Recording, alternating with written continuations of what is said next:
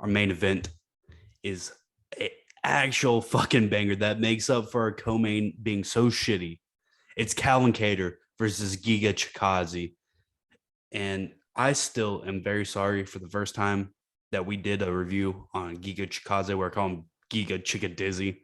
Shame on me because he's a Oh fucking man, I badass. forgot about old Chickadze. Anywho, the Boston finisher Calvin Kattar is not to be trifled with either. He's coming off probably one of the most horrific beatings in the UFC's entire history, where Max Holloway took him to fucking preschool and showed him the basics. I mean, that was otherworldly what he did to what Max Holloway did to Calvin Kattar. And I think people, obviously have the right to shit on Calvin for that performance. However, he's coming at 22-5 in the featherweight division. He's coming at 5'11 with a 72-inch reach. And Chickadze, the Giga Bomb, is coming at 14-2, hasn't lost in the UFC. World-renowned kickboxer from Georgia, the country. He's coming at 6 foot with a 74-inch reach.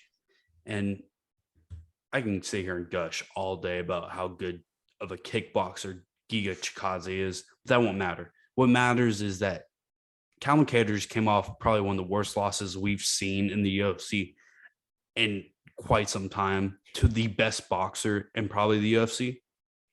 Now he's getting the best kickboxer probably in the entire UFC, not named Israel Adesanya. I mean, the UFC is just trying to kill Calvin Kattar at this point. Giga bombs all day. I mean, Calvin Kattar likes to carry a high guard, his hands up here. His body is going to be open all day. And I just think that the kicks, the variety of kicks Giga Chikadze has, how fast, how fluid he is, it's just going to be a bad day for Calvin Kattar. Hopefully this ends early for him. I gotta say, quick shout out, New England Cartel. You know, I've been paying attention to the sport for a while now. Easily the coolest gym name out there, best gym name, and some of the toughest, baddest motherfuckers, at least in the whole UFC, if not the world. No, Calvin Kattar and Rob Font, man, those dudes can slug down. And they're tough. And I will not talk shit about Calvin Kattar. I am not talking shit about him. I have the most respect for him because he is one of the toughest sons of bitches I've ever seen.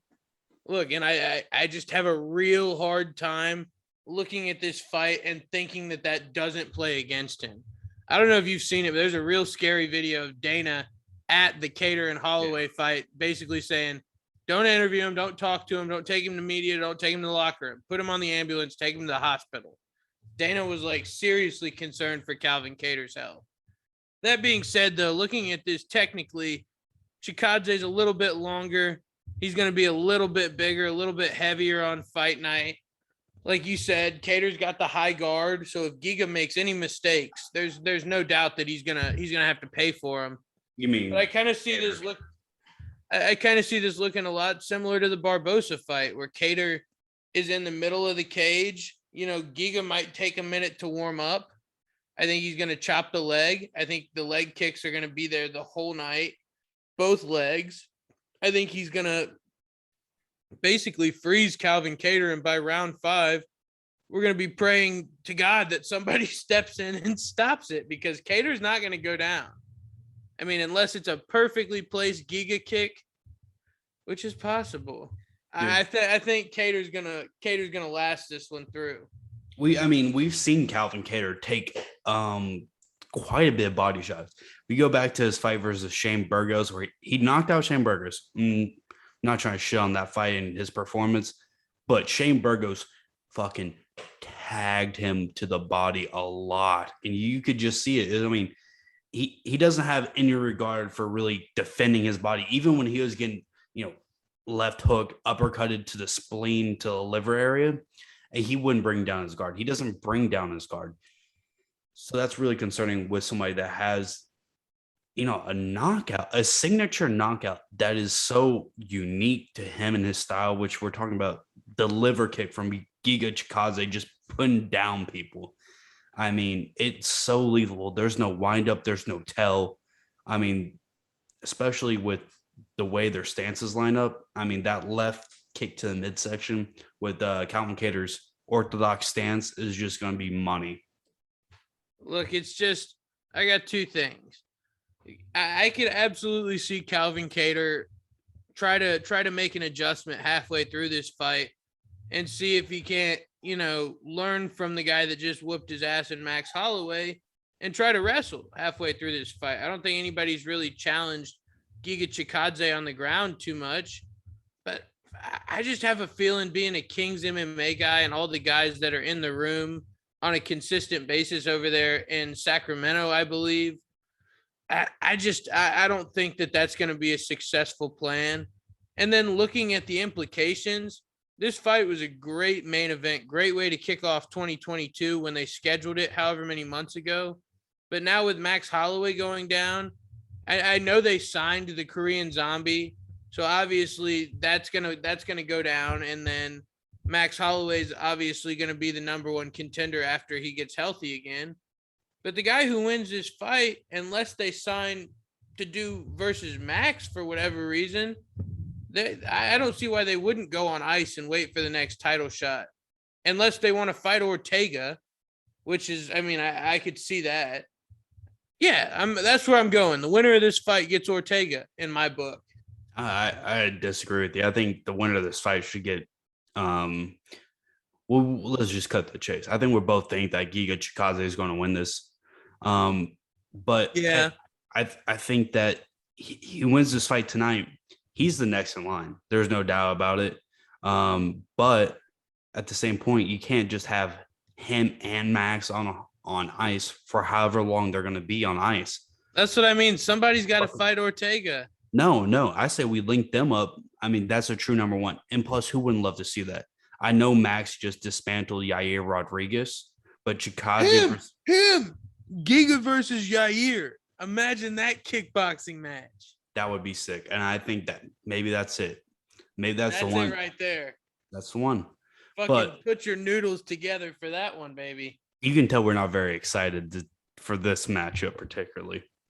I'm pretty excited. I think Calvin Kattar is going to hold his own. I think we'll go back and forth, but I don't think he's going to have enough to, pull it out in 5 rounds. Yeah, I know we're going off here on tangents about future opponents, which is kind of fucked up of us when we're doing a review on Kattar versus Chickadze. But it is what it is. The odds say they're in the favor of Giga Chickadze, coming at the minus 213, which is actually pretty good odds considering what everybody else is giving around 250. So that's actually pretty decent. You got Calvin Kattar coming in back at plus about 200. That's good stuff right there. I think that Giga wins this by KO. I know how tough Calvin is, but there's no way that anybody's standing in the middle of the octagon like Calvin likes to do with Giga for more than 3.5 rounds. Yeah, that's literally right where the bettors have it. Over 3.5 is at plus 100, and under 3.5 is at plus 105. Man, I'm good. Hey, Caesar's Sportsbook Palace. Come on, come hire me. Come hire Gage the Hitman Hamby. Yeah. All right. Other than that, I'm not really seeing. Chickadze inside the distance at plus 147 is going to be your easy way to pick Giga and get good odds. I think that's it. That's what you want. Or I was about to say, if we're being honest, why do that? Because no offense, Giga's not going to win by submission, or there's not. Giga wins by TKO at plus 170 is the better bet. You make a couple more dollars that way. Yeah, he's not going to win by submit. Look, if he wins by submission, we'll have people come choke us out and put us to sleep on the next episode. Deal. But I think that one's pretty cut and dry for this UFC Fight Night. I think we fucking hit out of the park. Not too many favorites, a couple underdogs in there, a little switcheroo. We're not agreeing. Let's get on to